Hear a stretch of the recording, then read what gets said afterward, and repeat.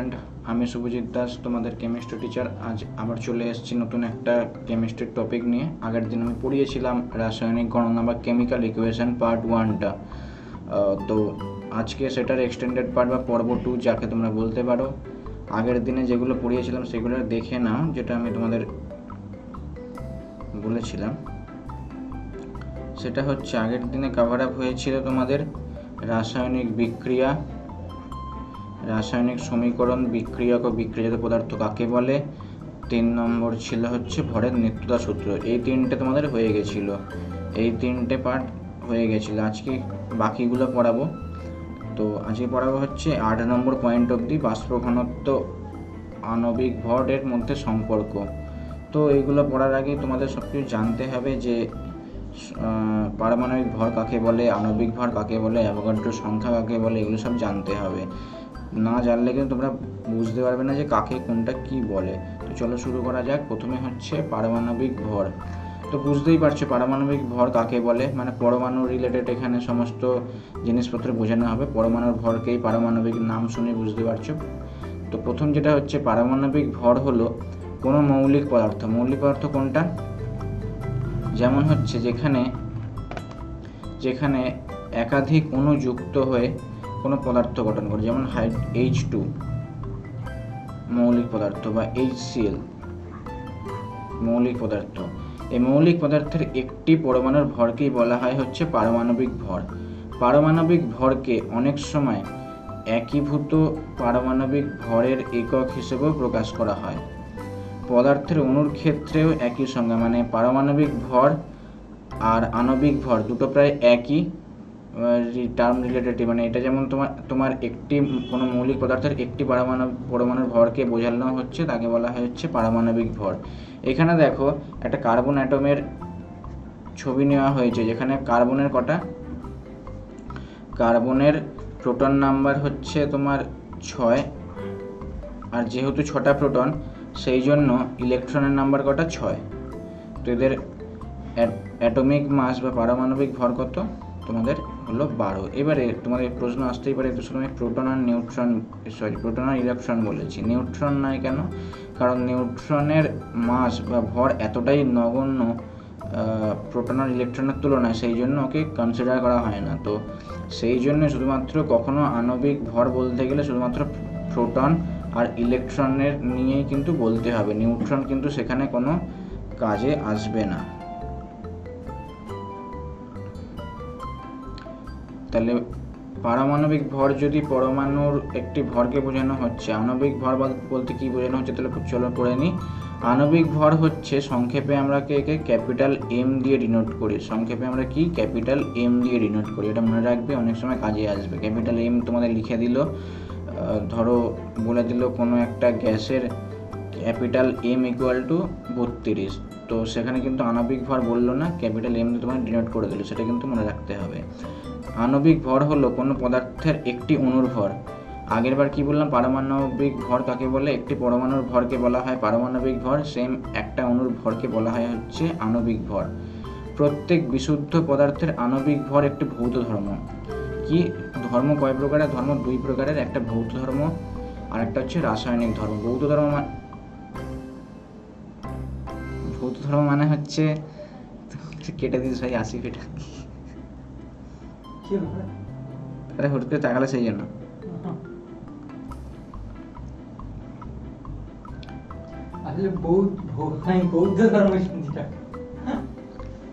আচ্ছা, তো আণবিক ভর হলো কোনো পদার্থের একটি অণুর ভর। সংক্ষেপে আণবিক ভরকে ক্যাপিটাল এম দিয়ে ডিনোট করা হয়। ক্যাপিটাল এম কথাটা এসছে মলিকিউলার মাস থেকে, তো সেই রিলেটেডই ক্যাপিটাল এমকে কিন্তু আমরা ডিনোট করি। অনেক সময় কোশ্চেনে আসতেই পারে, যেমন অক্সিজেনের আণবিক ভর 32 গ্রাম, এটা না দিয়ে অনেক সময় বলতে পারে অক্সিজেনের ক্যাপিটাল এম ইকুয়াল টু 32। তো তোমাদের কিন্তু সেটা বুঝে নিতে হবে, ক্যাপিটাল এম মানে হচ্ছে আণবিক ভরকে বোঝানো হচ্ছে। তো আগের স্লাইডে কি পড়ালাম, পারমাণবিক ভর হলো কোনো পরমাণুর ভরকে পারমাণবিক ভর বলে। সেম এখানে আণবিক ভর কাকে বলা হয়? তাহলে একটি অণুর ভরকেই বলা হয় হচ্ছে আণবিক ভর। এটা হচ্ছে এইটুকু জিনিস। তো তারপরে কি লিখেছে, প্রত্যেক বিশুদ্ধ পদার্থের আণবিক ভর একটি ভৌত ধর্ম। ধর্ম দুই ধরনের, একটা হচ্ছে ভৌত আর একটা কি রাসায়নিক। ভৌত ধর্ম কি, তার গন্ধ, তারপরে রং, এইগুলো সব ভৌত ধর্ম। আর বাকি যেগুলো রাসায়নিক বিক্রিয়ার মাধ্যমে যেসব ধর্ম প্রকাশ পায় তাকে বলা হয় হচ্ছে রাসায়নিক ধর্ম। তো প্রত্যেক বিশুদ্ধ পদার্থের আণবিক ভর কিন্তু কি, আণবিক ভর কি একটা ভৌত ধর্ম। আণবিক ভর মৌলের আপেক্ষিক পারমাণবিক ভরের সাথে সম্পর্কযুক্ত। তার মানে এই লাইনটাকে মনে রাখবে, আণবিক ভর মৌলের আপেক্ষিক পারমাণবিক ভরের সঙ্গে সম্পর্কযুক্ত। এবারে পারমাণবিক ভর, আপেক্ষিক পারমাণবিক ভর বলতে কি বোঝো, কার্বন 12। কার্বন 12 এটা হচ্ছে স্ট্যান্ডার্ড একটা, এটা মানে এটা একটা ধ্রুবক টাইপের, যে যার এগেনস্টে তোমার আপেক্ষিক পারমাণবিক ভরটা ক্যালকুলেট করা হয়। তবে আণবিক ভর আপেক্ষিক আণবিক ভর হতে পৃথক হতে পারে। মানে তোমার অন্য কোনো অণুর যে ভর তার সাথে আপেক্ষিক আণবিক ভর কিন্তু ডিফারেন্স হতেই পারে। এটা শুধুমাত্র একটা এক্সাম্পল রিলেটেড জিনিসপত্র বোঝানোর জন্যই তোমাকে কিন্তু দিয়েছে এই আপেক্ষিক পারমাণবিক ভর। আপেক্ষিক পারমাণবিক ভর কোনটা, কার্বন 12। কার্বন 12-এর পরমাণু ভরের 1/12 অংশ যদি হয় তাকে কিন্তু আমি আপেক্ষিক পারমাণবিক ভর দিয়ে ডিনোট করতে পারি। যেমন এখানে মলিকিউলার ওয়েট দেখো, কার্বনের কত, এখানে 12.01, আমি 12 ধরছি, আর অক্সিজেন হচ্ছে 16। তো CO2 কত, CO2 হচ্ছে তাহলে 12 প্লাস 2 × 16 মানে হচ্ছে ইকুয়াল টু 44। তো মলিকিউলার ওয়েট বা পারমাণবিক বা আণবিক ভর কার্বন ডাই অক্সাইডের কত, সেটা হচ্ছে 44 গ্রাম। এগুলো কিন্তু গ্রামে সব ক্যালকুলেট হয়, এগুলো আমি যেগুলো লিখলাম সব গ্রামে। নেক্সট হচ্ছে অ্যাভোগাড্রো সংখ্যা। আগেই বলে রাখছি যেহেতু এটা সংখ্যা সেই জন্য কিন্তু এর কোনো একক নেই, যেহেতু এটা সংখ্যা। তো কি বলে, চলো, কোনো পদার্থের 1 মোলে যে পরিমাণ অণু, পরমাণু বা আয়ন থাকে সেই সংখ্যাকে অ্যাভোগাড্রো সংখ্যা বলে। কোনো পদার্থের 1 মোলে যত পরিমাণ অণু থাকে, পরমাণু বা আয়ন থাকে সেই সংখ্যাকে অ্যাভোগাড্রো সংখ্যা বলে। সেই অ্যাভোগাড্রো সংখ্যাটা কত, 6.023 × 10⁻23। সেই অ্যাভোগাড্রো সংখ্যাটা কত, 6.023 × 10⁻23। দেখো এর কিন্তু কোনো একক নেই, এটা সবসময় মনে রাখবে, অ্যাভোগাড্রো নাম্বার বা অ্যাভোগাড্রো সংখ্যার কিন্তু কোনো একক থাকে না। তো যদি বলে 22.4 লিটার, এটা কিন্তু STB বলেছে। STB মানে standard temperature and pressure. Standard temperature and pressure 22.4 litre কোনো গ্যাসে কিন্তু সবসময় 1 মোল অণুই থাকে। মানে 22.4 লিটার কোনো গ্যাসের যদি কোনো আয়তন হয় তাহলে তাতে অণু, পরমাণু বা আয়ন থাকবে কত, এই 6.023 × 10⁻23। এটা কিন্তু মনে রাখবে যে 22.4 লিটার যখনই বলে দেবে কোনো গ্যাসের আয়তন, তাতে কত পরিমাণ অণু বা পরমাণু থাকবে, 6.023 × 10⁻23। এটাকে কি বলে, এটাকে বলা হয় হচ্ছে অ্যাভোগাড্রো সংখ্যা বা অ্যাভোগাড্রো নাম্বার, যার কোনো ইউনিট বা একক হয় না। আর STB মানে কি, STB মানে বললাম standard temperature and pressure. Next হচ্ছে বাষ্প ঘনত্ব। বাষ্প ঘনত্ব মানে ইংরেজিতে যার নাম হচ্ছে ভেপার ডেনসিটি, ইংরেজিতে যার নাম ভেপার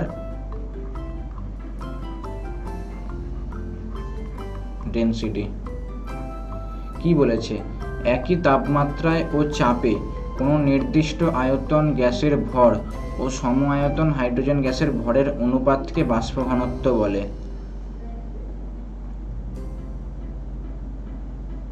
মানে নির্দিষ্ট পরিমাণ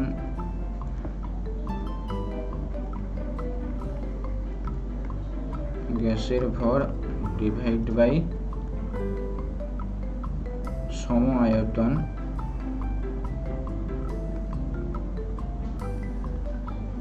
হাইড্রোজেন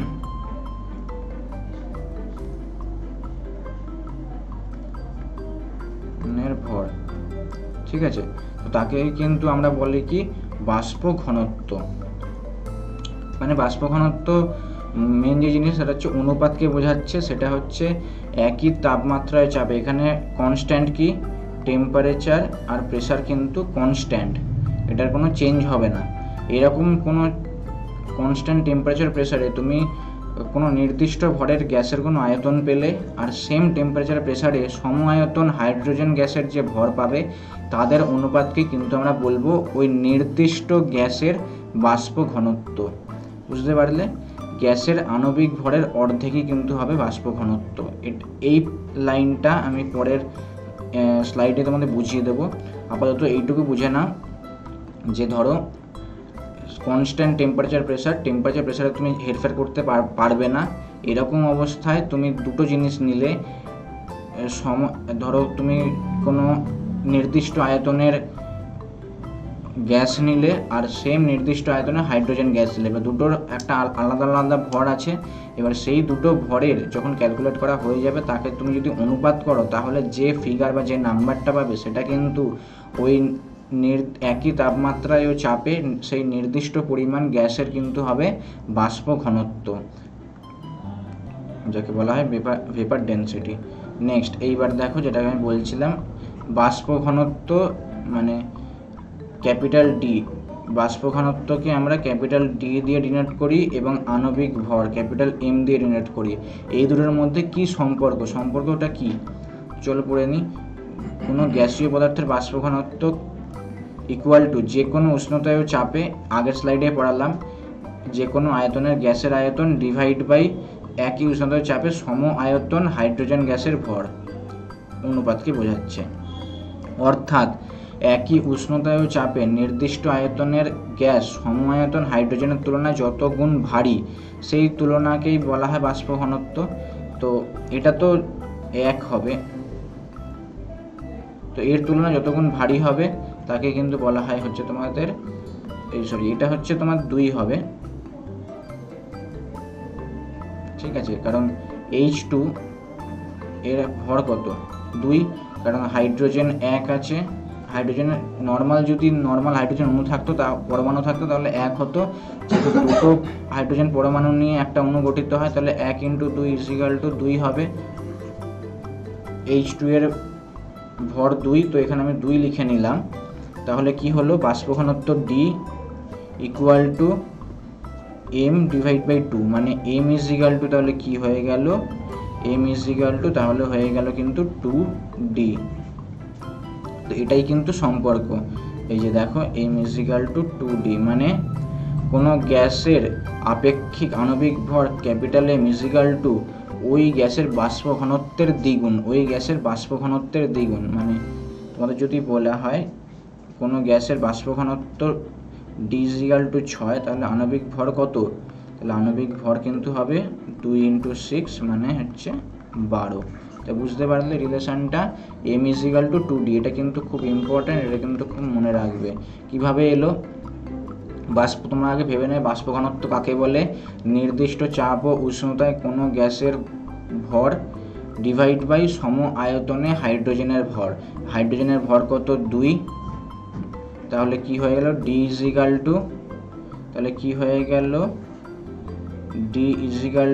M/2, তাহলে M = 2D। এটাই কিন্তু রিলেশন, সম্পর্ক যাকেই আমরা বলছি।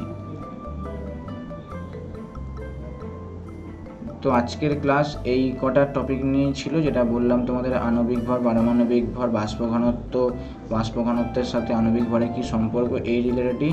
নিশ্চয়ই ক্লাসটা ইন্টারেস্টিং হয়েছে। তো আজকে এই অবধি, দেখা হবে নেক্সট ক্লাসে।